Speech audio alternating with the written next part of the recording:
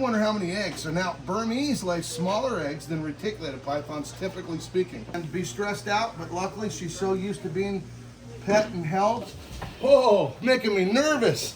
Hey, we got a different clutch of eggs today. This is actually a Burmese python. Yeah. The ones that they talk about in Florida. We moved the whole clutch, eggs and all. We just kind of scooped her up. Whoa. That was probably not the wisest thing. Good news is, it's a Burmese. They're either really tame or really not so tame. This one here actually works with kids on the regular, but she doesn't lay eggs on the regular. But guess what? She was put in an enclosure with a different one for just a day, and look what happened. Oh my goodness. There's one infertile one. You can see it's kind of obvious, right? Little tiny, uncolored thing. And then all these beautiful eggs. Come on, girl. Let's see what you got here. Let's see. Okay. Oh, look at that. What a beautiful clutch of eggs. Look at that. So this is an albino Burmese, by the way. The ones in Florida are not albino because they were not let go. They were actually part of a big importation that had gotten loose during the hurricane because the hurricane tore down the whole facility. Somewhere between 800 and 1,000 baby Burmese, all from one area, wild caught. Of course, they'd all be this color if they were people's pets, because that's mostly exclusively what was popular at the time is albino Burmese. But there are some that have caught one type of Burmese called a granite there that obviously got out from somewhere, and maybe the same facility had a couple morphs, because in the pet trade there are colorations, wow, and there are non-coloration ones too, imported ones. But anyway, this is a beautiful albino, one infertile egg. All the rest of the eggs are perfect. Oh, look at that. So the cameraman pointed out that I didn't see something there. There's a second infertile egg, but these aren't going to go for waste. We'll go give them to somebody in just a minute. I wonder how many eggs. So now Burmese lay smaller eggs than reticulated pythons, typically speaking. These are actually smaller than even most of the dwarfs. And because of that, there's a lot of eggs. And the other thing, the reason why they do good in so many other places and are capable of being invasive is because when they lay eggs, it only takes about 60 days for the eggs to hatch. And 54 days, to be honest, 56.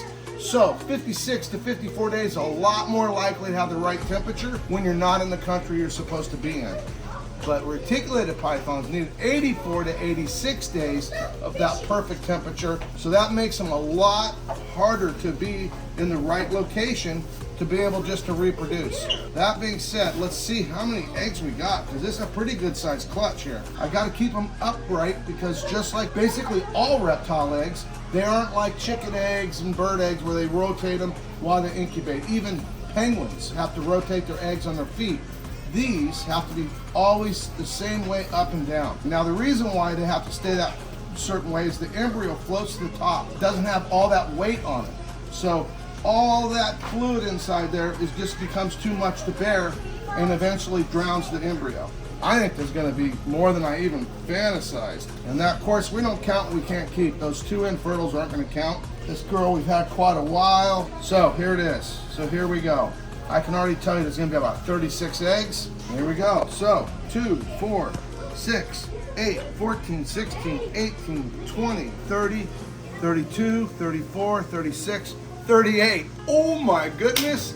I hit a jackpot. I said 38, if I'm not mistaken. I can already tell you there's gonna be about 36 eggs. The good girl, we'll give her a little bit of time off. She would normally have to incubate those eggs for about 2 months, 54 days, 56 days, and be stressed out, but luckily she's so used to being pet and held that she is not missing a blink, and we'll just give her a couple meals. We'll let her go back to teaching kids about snakes and all the other fun things in reptiles. Anyway, keep living your dream. She's gonna. Everybody's ready, low, yeah.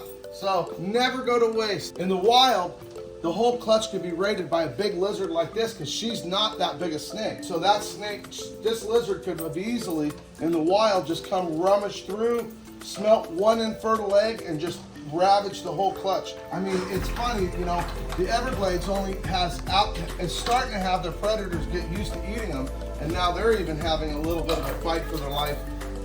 Come on. There you go, there you go. Oh, yeah. You can have that. I don't want to put my finger in your mouth. You got to take it. Oh, making me nervous. Hurry up, swallow your food. Come on, Rusty. Oh, you're gonna just go take it back there and hide? You want me to give it? Okay, I'll give one to this one. I'll give one to Fabio. Come on. You want one? Fabio will eat one too. He's got his pretty much down almost. Come on. There you go. Whoop, whoop, whoop, whoop. He likes to chew on them usually, but we'll see. He likes to cut a little hole in them and taste them, but oh, down it goes. Both Fabio and Rusty appreciated the couple infertiles, and the mom will appreciate the fact that all the babies are going to be safe in incubators. Peace out.